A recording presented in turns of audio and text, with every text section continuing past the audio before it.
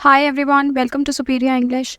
आज की क्लास में हम इंग्लिश ग्रामर के कुछ ऐसे वर्ड्स को कवर करेंगे जिनके बिना ना आप इंग्लिश बोल सकते हैं ना आप इंग्लिश लिख सकते हैं। ये इंग्लिश के कुछ बेसिक वर्ड्स हैं जिनके बारे में सबको पता होना चाहिए।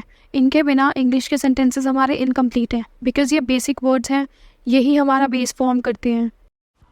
आगे बढ़ने से पहले अगर आप इस चैनल पे न्यू हैं then subscribe the channel, press the notification bell ताकि आप कोई भी लेटेस्ट वीडियोस मिस ना करें।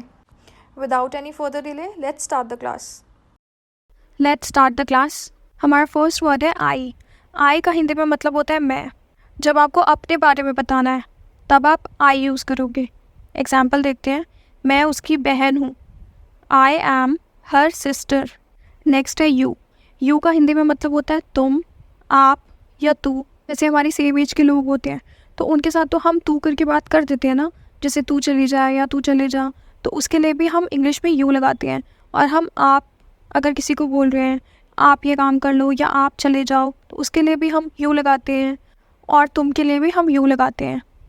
तो तुम, आप, तू, ये तीनों वर्ड्स आप सिंगल पर्सन के लिए यूज़ कर सकते हो ना, सिंगल व्यक्ति के लिए यूज़ कर सकते हो, तो इसके लिए हम इंग्लिश में यू बोलेंगे। एग्जाम्पल, तुम उसकी माँ हो, यू आर हर मदर।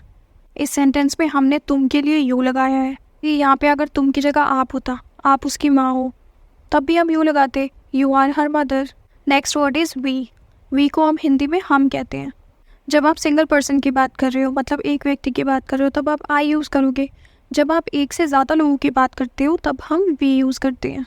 ये एक से ज़्यादा कितने भी लोग हो सकते हैं, 2 लोग भी हो सकते हैं, 4 लोग भी हो सकते हैं, 10 लोग भी हो सकते हैं, कितने भी हो सकते हैं। एग्जाम्पल इज़ हम उसकी बहन हैं। हम मतलब वी आर हर सिस्टर। अगर हम बोलें कि हम वहाँ जा रहे हैं, so we are going there. हम घर पर हैं, वी आर एट होम। जिस भी हिंदी के सेंटेंस में हम आता है वहाँ पे आप इंग्लिश में वी लगाओगे। Next is they. दे को हम हिंदी में बोलते हैं वे, वो लोग, उन्होंने, वे लोग। जब भी हिंदी सेंटेंस में ये सारे वर्ड्स मेंशन हो तो वहाँ पे आप दे लगाओगे। एग्जाम्पल इज़ वे उसकी बहन है, दे आर हर सिस्टर। दे हम तब यूज़ करते हैं जब हमारे 2 से ज़्यादा लोग होते हैं, जो ग्रुप में हो। ये एनिमल्स के लिए भी यूज़ हो सकता है, ह्यूमंस के लिए भी, ये चीज़ों के लिए भी यूज़ हो सकता है। नेक्स्ट वर्ड इज़ ही। ही का मतलब होता है वह। ये मेल के लिए यूज़ होता है, किसी बॉय के लिए, किसी मैन के लिए, तब हम ही यूज़ करते हैं। एग्जाम्पल इज़ वो मेरा भाई है, ही इज़ माई ब्रदर। तो भाई तो मेल हुआ ना, तभी हमने यहाँ पे ही लगाया।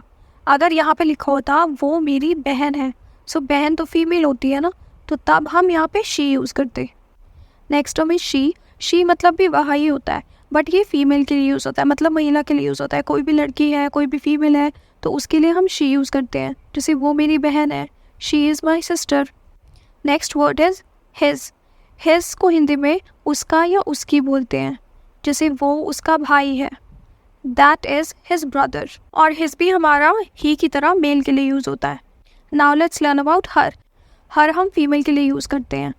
जैसे उसका, उसकी, कोई लड़की हो या कोई लेडी हो तो हम हर यूज़ करते हैं। ये उसकी दोस्त है, तो this is her sister. Just remember, he और हिज ये दोनों मेल के लिए यूज़ होता है, और शी और हर ये फीमेल के लिए यूज़ होता है। Before proceeding further, I want to give a very important information to all of you. We conduct live English practice session. ये सेशन मंडे टू फ्राइडे होता है शाम को 8 बजे। आप लोग ये सेशन ज्वाइन कर सकते हैं और अपनी इंग्लिश स्पीकिंग प्रैक्टिस कर सकते हैं। इसमें आप 1-on-1 टीचर्स के साथ कन्वर्सेशन कर सकते हैं, ग्रुप डिस्कशंस कर सकते हैं। इसमें आपको टीचर्स के साथ मेंटरिंग मिलेगी और बहुत कुछ। इसे ज्वाइन करके आप अपनी इंग्लिश स्पीकिंग स्किल्स इंप्रूव कर सकते हैं, जिससे आप इंग्लिश कॉन्फिडेंटली एंड फ्लुएंटली बोल पाएंगे। इस सेशन के बहुत सारे बेनिफिट्स हैं। अगर आप ज्वाइन करना चाहते हैं तो स्क्रीन पे सारे डिटेल्स प्रोवाइडेड हैं। आप व्हाट्सएप पे मैसेज कर सकते हैं, इंस्टाग्राम पे कांटेक्ट कर सकते हैं, और आप हमें ईमेल भी भेज सकते हैं। If you are interested in improving your English speaking practice skills, then do join this course. This 2-hour session will be very beneficial for all of you. So looking forward to see you guys in the evening session. Next is my. My मतलब मेरा या मेरी। जब भी Hindi sentence में मेरा या मेरी लिखा हो तो वहाँ पे हम इंग्लिश में my लगाते हैं। ये मेरी किताब है, दिस इज़ माई बुक। ये मेरा पेन है, दिस इज़ माई पेन। ये मेरी कार है, दिस इज़ माई कार। तो जहाँ पे भी मेरा या मेरी लिखा हो वहाँ पे आप माई लगाओगे। Next is mine. माइन का भी हिंदी में मतलब मेरा ही होता है। ये घर मेरा है, this house is mine.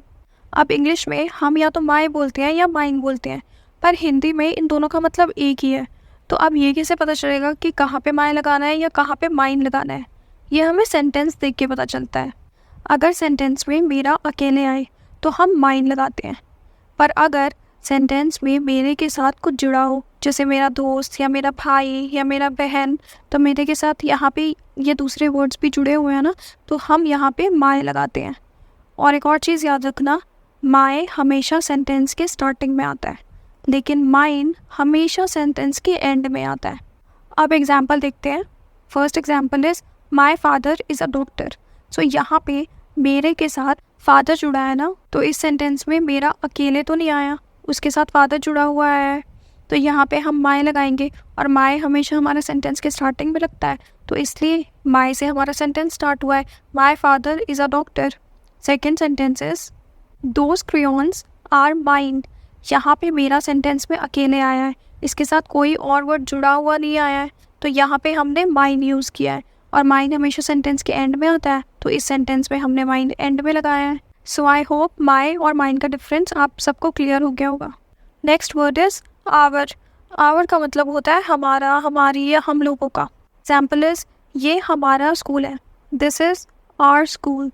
Your का मतलब होता है तुम्हारा, तुम्हारी, आपका, आपकी, तुम लोगों का, आप लोगों का।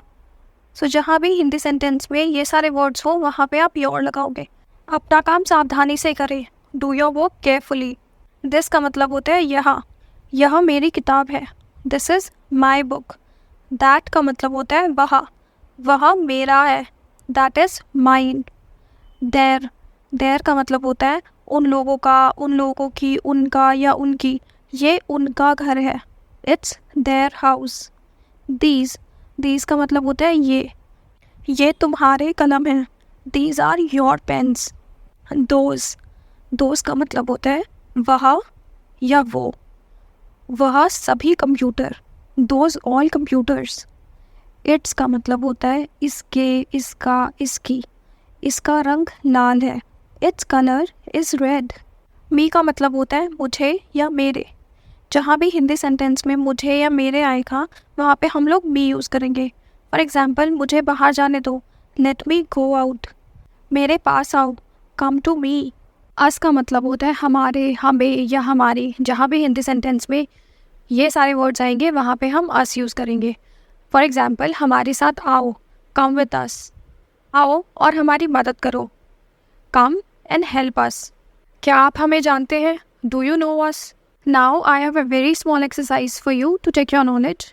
जो भी वर्ड्स आज आपने इस क्लास में सीखे हैं आपको इन सेंटेंसेस में फिल करने हैं। Pause the video and solve the exercise. Write your answers in the comment.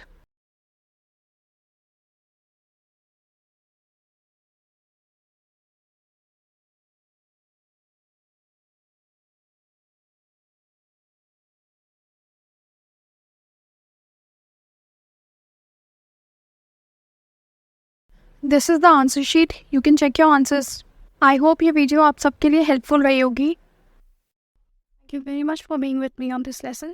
If you liked the video, then please do press the like button, subscribe to my channel and turn on the notifications so you don't miss our new videos. Continue learning English with me on Superior English. I will see you soon with another lesson. Till then, keep learning English. Bye.